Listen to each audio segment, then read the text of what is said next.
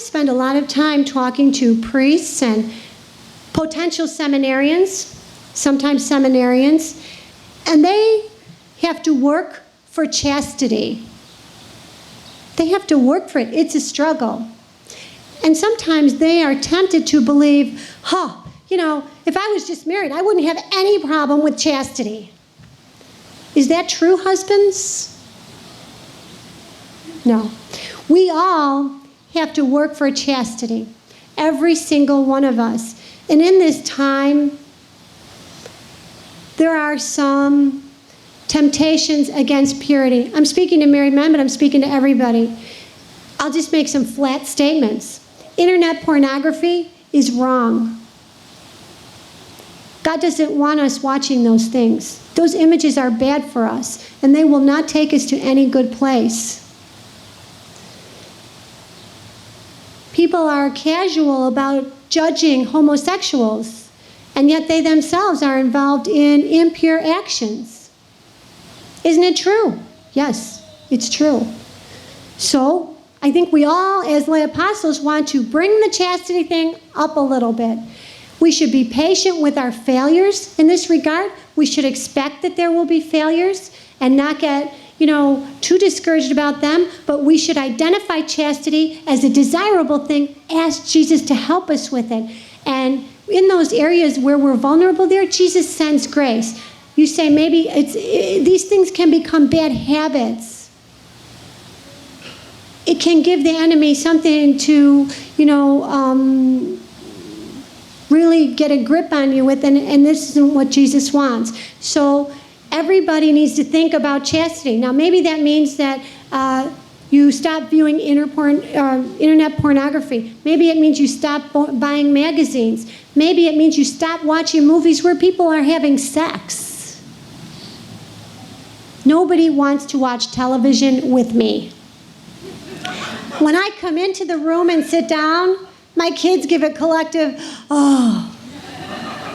My husband's just like, okay, let's wait for it because something bad will happen because you're in the room. But he would never give up the remote. Never. He said to me one day, I said something, what are you getting me for Christmas? He said, I don't know. He said, what do you want? Mrs. I'd give you the world. I said, yes. Would you give me the remote? He's like, oh, what would you do with the remote? Let's increase our chastity. Let's identify things like masturbation as sins. As I said, mistakes will happen, but let's call them mistakes. Let's not pretend it's okay. There's a list in the Catechism of the Catholic Church. It says homosexuality is wrong. It also identifies fornication, adultery, masturbation, things like this. They're also wrong. Let's elevate the chastity thing in our hearts, in our actions. Let's try to do a little better there. Okay, married couples, one final word. Be alert to something that we can call emotional adultery. Keep your emotions and your sexuality facing into each other. Face your spouse with your emotions and your sexuality. Because the enemy wants your marriage to end. Let's assume that. What will happen is, when you are in tough times in your marriage, the enemy will send sometimes people who can soothe you, admire you. And you can get too pulled into this, and it's like a siphon. It's siphoning off your emotional love and support from your spouse where it belongs. Do you understand remotely what I'm saying? Nod your heads if you do, because I can go on about it. You know what I'm saying. I think you understand. Be careful. Okay, so how will you know if you're being emotionally? You have to have support, and you're allowed support from the opposite sex. That's a good thing. It's true. If you have sexual attraction to the person who's providing the support and it's not your husband or wife, that would be a bad thing if you can't contain it, or if it's been verbalized. Someone says, well, I'm really attracted to you. Red lights should be flashing all over. Go, go, go. It's not for you.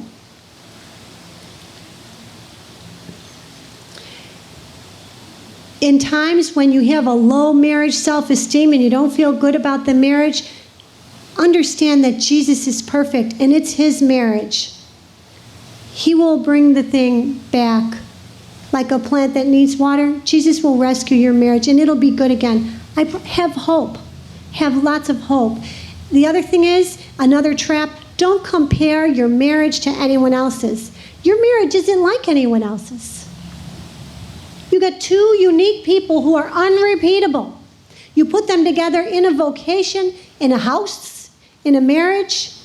Every marriage looks different. Some people like to go out a lot. Some couples are very social. Some couples never leave the house.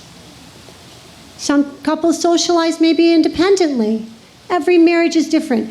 Don't be jealous of anyone else's marriage because they have their own problems. A woman told me once, she said, I used to judge people that were separated or divorced.